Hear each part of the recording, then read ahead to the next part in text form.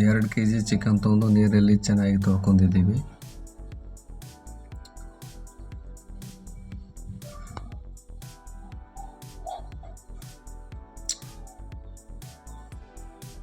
ಅದಕ್ಕೆ ಸ್ವಲ್ಪ ಉಪ್ಪು, ಖಾರ,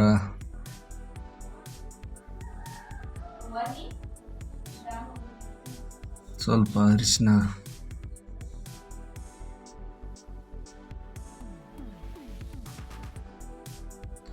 ಹಾಗೆ ಒಂಚೂರು ಗಾಣದೆಣ್ಣೆ ಹಾಕೊಂಡಿದ್ದೀವಿ. ಅದನ್ನೀಗ ಸ್ವಲ್ಪ ಮಿಕ್ಸ್ ಮಾಡ್ಕೊತೀವಿ ಚೆನ್ನಾಗಿ.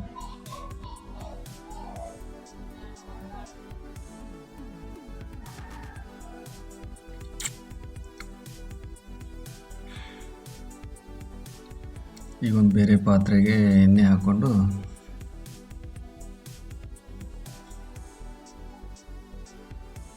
ಸ್ವಲ್ಪ ಜೀರಿಗೆ,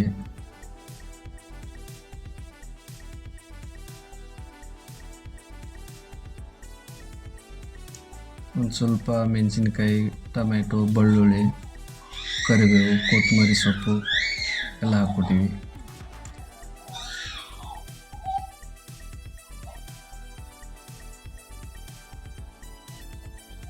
ಹಾಕಿ ಚೆನ್ನಾಗಿ ಸ್ವಲ್ಪ ಫ್ರೈ ಮಾಡ್ಕೋಬೇಕು.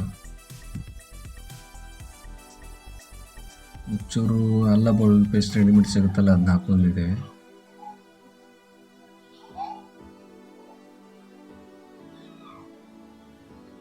ಸ್ವಲ್ಪ ಚೆನ್ನಾಗಿ ಬೇಯಬೇಕದು.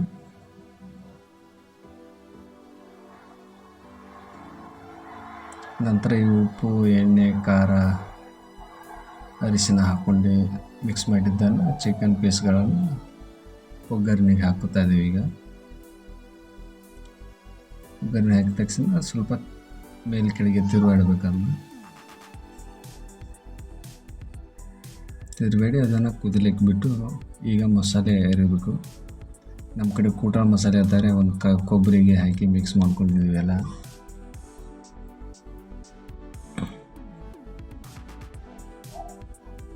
ಅದಕ್ಕೆ ಒಂದು ಸ್ವಲ್ಪ ಮಿಕ್ಸರ್ಗೆ ಒಂಚೂರು ನೀರು ಹಾಕ್ಕೊಂಡು ತಕ್ಕೊಂಡಿವಿ.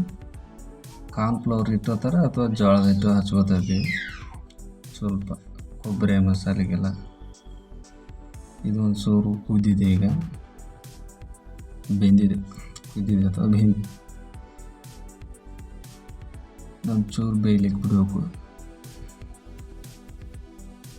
ಕೊಬ್ಬರಿ ಮಸಾಲೆಗೆ ಒಂಚೂರು ಖಾರ ಹಾಕ್ತೀವಿ.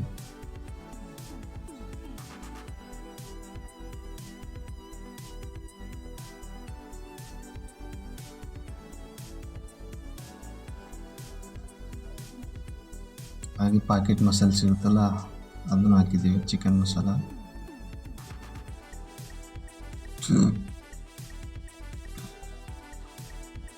ಮತ್ತು ಚಿಕನ್ ಕುದ್ದಿದ್ದಿಲ್ಲ ಅಂತ ಸ್ವಲ್ಪ ಚೂರು ನೀರು ಬಿಟ್ಟಿದ್ದೆ. ಅದೀಗ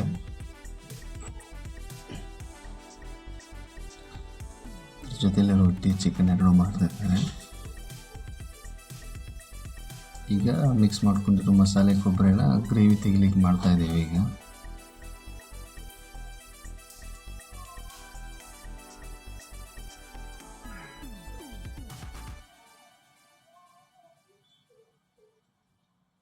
ಒಂದು ಅರ್ಧ ಕೊಬ್ಬರಿ ಅಷ್ಟು ಹಾಕ್ಕೊಂಡಿದ್ದೀವಿ ಇದಕ್ಕೆ. ಈಗ ಮಿಕ್ಸ್ ಮಾಡಿದ್ದು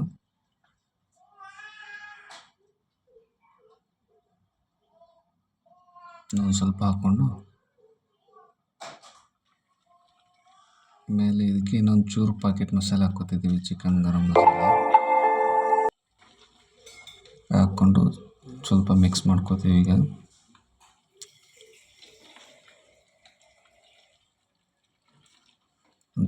ಸರಿಯಾಗಿ ಎಲ್ಲ ಮಸಾಲೆ ಹಾಕಬೇಕಲ್ಲ. ಈಗ ಕುದಿಯೋಕ್ಕೆ ಒಂದು 15 ನಿಮಿಷ ಬಿಟ್ಟಿದ್ದೀವಿ.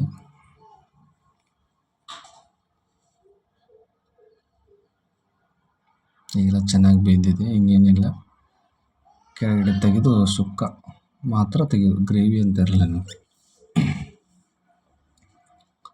ಒಂದು ಬೇರೆ ಪಾತ್ರೆಗೆ ತೆಗೆದು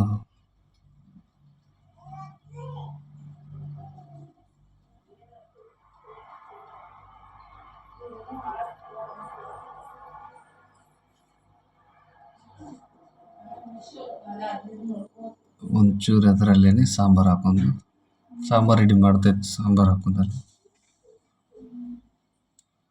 ಅದೇ ಉಳಿದಿರೋ ಕೊಬ್ಬರಿ ಇದೆಲ್ಲ ಹಾಕ್ಕೊಂಡು